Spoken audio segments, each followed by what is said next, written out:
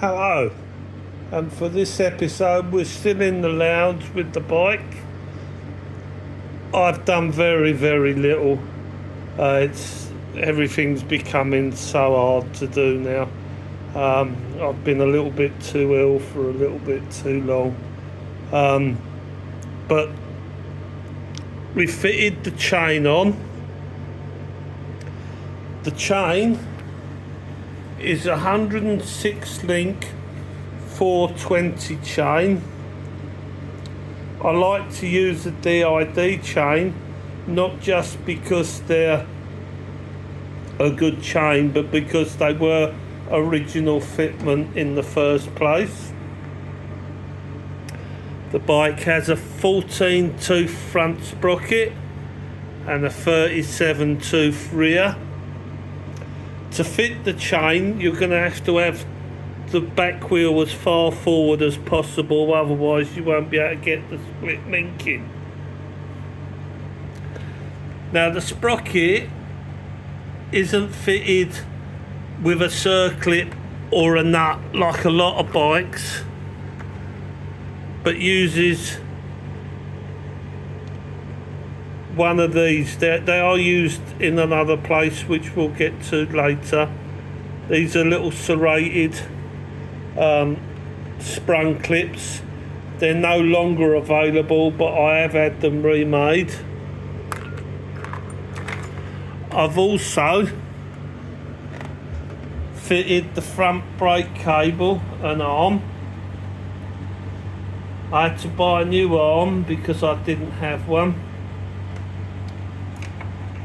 You must remember that before you fit the arm in here, there's a rubber O-ring and a special sized washer that you have to buy from Suzuki. Now this is a pattern cable, as can be seen by the nut at the end. This cable can, if you still have it, use the original nut off an original cable. What it doesn't use is a pattern nut off another pattern cable, because for some reason they're a different thread. Now the rear brake arm has a similar arrangement with the rubber O-ring and washer.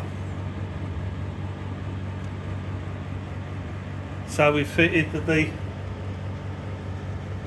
cable threads through the speedo bracket down here, and then comes out at the back of the bottom yoke and goes through this clip here. That also takes the speedo cable, and then the cables go through the retaining part on the mud guards. I've also fitted the clutch cable. Follows a similar route, but comes down on the left hand side of the steering head through the speedo bracket,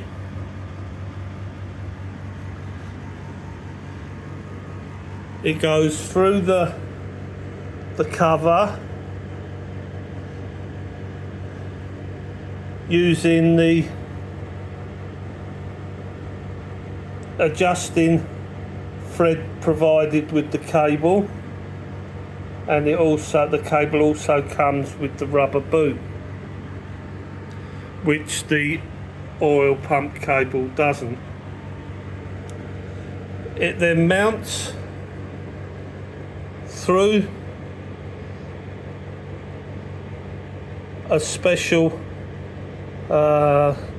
side slotted nipple into the brake actuating arm. The brake actuating arm is held on by two countersunk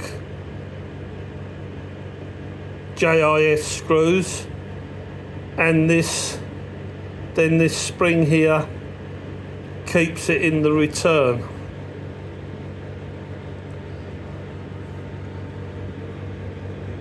When you fit this cover, you need to make sure that you fitted the clutch push rods. There are two of these. They're specific lengths, and if you haven't fitted them, they won't push the clutch properly. Now here we're going to be lucky and actually see something get fitted on. So we've got the cut. You have to align the gear lever shaft and the output shaft with the holes on the cover, and that's it. It just slides on. Now I have already fitted these as part of the pedal chain assembly, but I'll go into more detail on those when I talk about the pedal chain assembly. Well, there you go. A nice, easy, short episode this month. Oh, while I remember it, I thought I would talk about this little slot here in the side cover. That's for your battery breather pipe,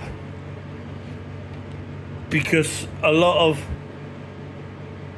the older bikes had lead acid batteries. Well, all the older bikes had lead acid batteries, but there isn't a pipe on this because I've got a gel battery. There's also a funny little cutout just here on the side cover, which is to accommodate the screw for the ignition switch.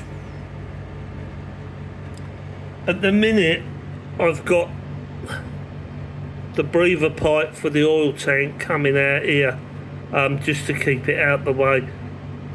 I'm not sure if it just hangs down or not. I have seen people put them through the battery breather pipe hole,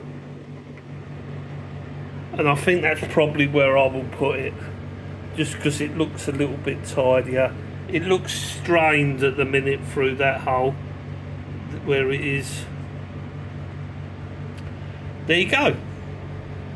Quick one, simple one. Next time we'll either be talking about the headlight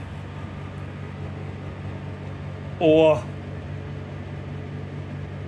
the pedal chain assembly. Let me know what you want to hear about. Right, well, good luck with your bikes, and drink plenty of fluids in this weather, and happy APing.